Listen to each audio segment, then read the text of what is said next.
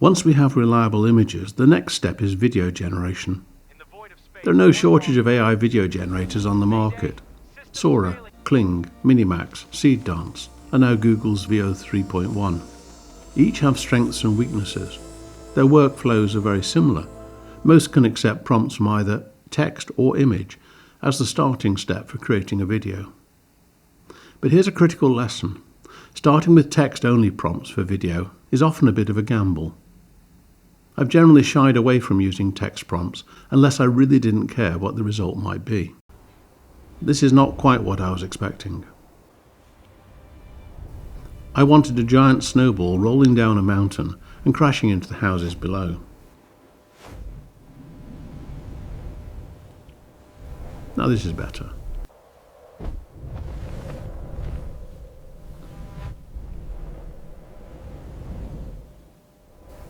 Now this is perfect.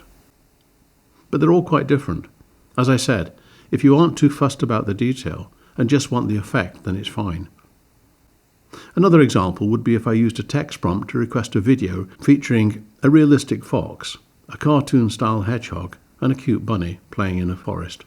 The result could be pretty random. But if instead I took the combined images I had previously created and used that as the first frame in a video generator, then I'm halfway there already. I've established the scene that I'm comfortable with. All I need to be focused on now is the movement and the action within the video. The fox rolls a ball of leaves and grass. The hedgehog rolls over laughing, and the bunny tries to help roll the ball of leaves. They all giggle with delight, and the fox barks. They produce this.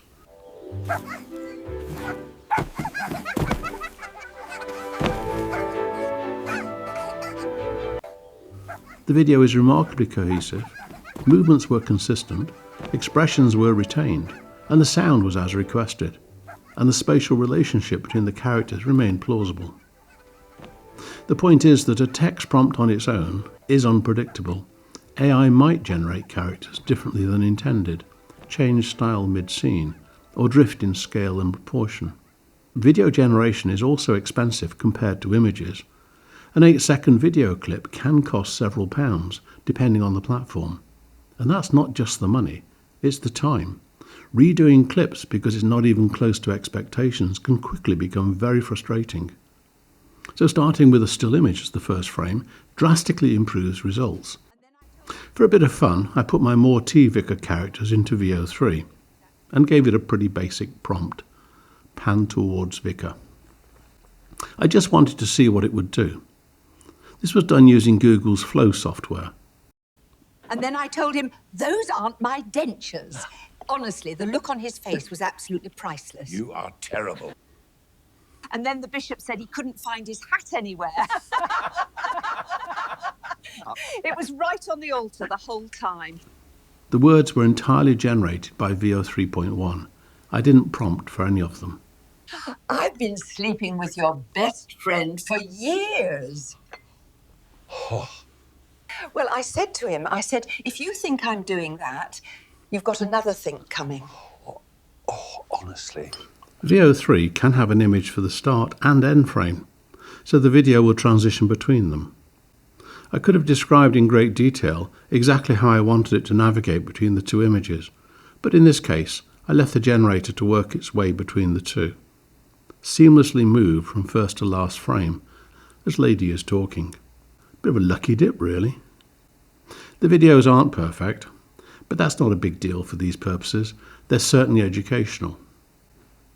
You'll notice that the transition in the backgrounds between the two images are visible, particularly in this last one, as the generator tries to blend them all together.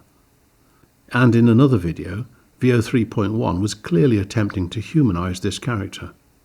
The fix for those would have been better prompting, such as using a time-stamped cut prompt to enable a cut between the scenes, avoiding the need to visibly transition backgrounds, and using an anchor prompt to instruct AI to keep the video style the same as the images.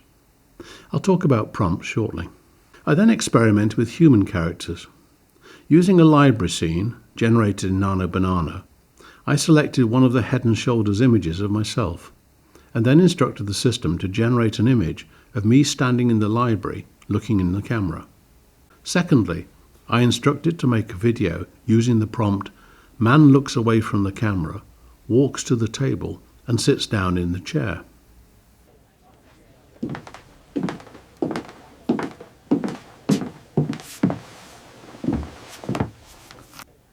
The result is incredibly passable.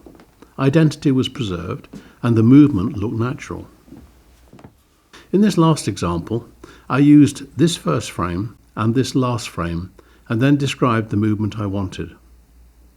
Woman stands up as man enters the room behind her. He moves around the sofa to face her as he holds a tray of tea. He's smiling.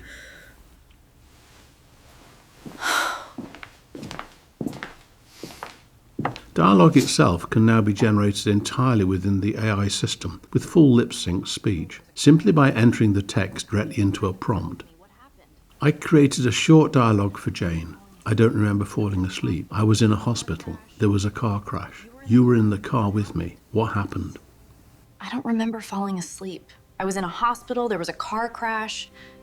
You were in the car with me. What happened? AI produced both video and speech. Lip sync matched the words, and the subtle expressions were generated automatically. Even if this wasn't intended to be an AI video, this would be ideal for storyboarding, proof of concept, or for early production purposes. You can produce animation, motion, and dialogue entirely within the AI ecosystem before even considering live actors. Where am I? How did I get here? It's an extraordinary capability. This transforms workflow dramatically. I created this video clip of Des talking to Jane, using the words I'd prompted.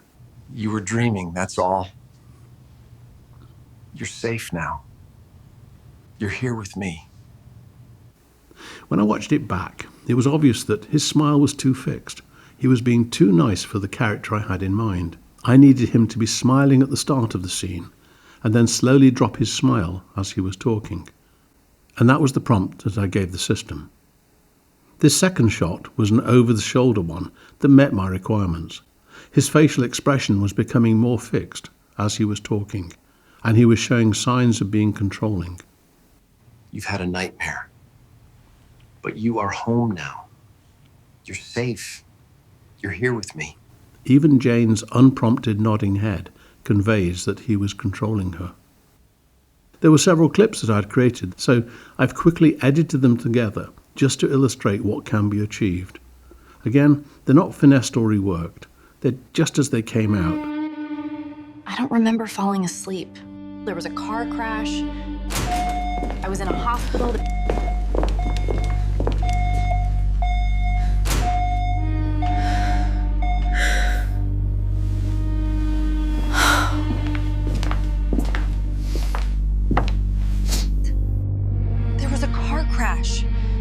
You were in the car. You died. "You were dreaming, that's all." Where am I? How did I get here? "You are home now. You're safe. You're here with me."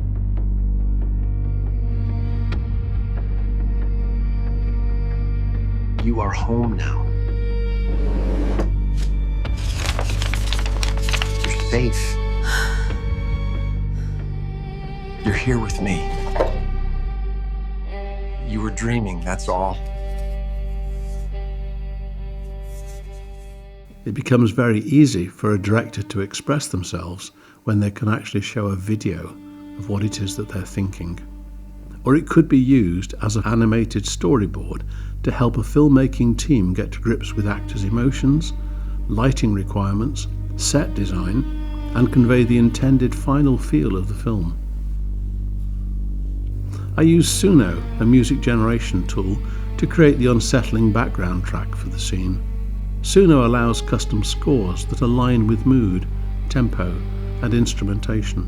For example, I requested a tense minimal string section with occasional low percussion hits. In seconds, a score was generated that could be placed directly under the video. And after Warner Music licensing agreements with Suno, it is possible that Suno might begin to introduce options for sound-alike or vocal mimicry tracks in the future. Whilst VO 3.1 has speech generation, some users have raised comments about the lack of voice flexibility, together with variability and inconsistency of the generated voice. And I can understand that. The voices I had generated for these examples were pretty much pot luck. Whilst it's highly likely that Google will address these shortcomings in the future, it's not an insurmountable problem today.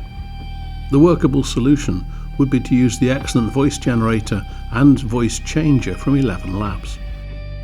This feature enables users to choose one of their many professional voices, or even allow the possibility to upload a user's own preferred voice. Copying the dialogue track from the video into ElevenLabs voice changer will keep the inflections, nuances, and timing from the original voice, but change the sound to match that of the preferred alternative. This workflow also ensures that the lip sync remains accurate. I don't remember falling asleep. I was in a hospital, there was a car crash. I don't remember falling asleep. I was in a hospital, there was a car crash. I don't remember falling asleep. I was in a hospital, there was a car crash. Just before we look at how to guide AI, I'd like to mention video prompting. We've discussed a variety of workflows to establish a video structure, from simple text prompts, first image prompts, and then first and last image prompts. Video prompting is very new. Runway Act 2 was one of the first to produce it, and there are others such as OneAnimate and DreamActor. But these Kling motion control demos look impressive. The static image is the first frame, and the motion for the final frame determined by the action in the reference video.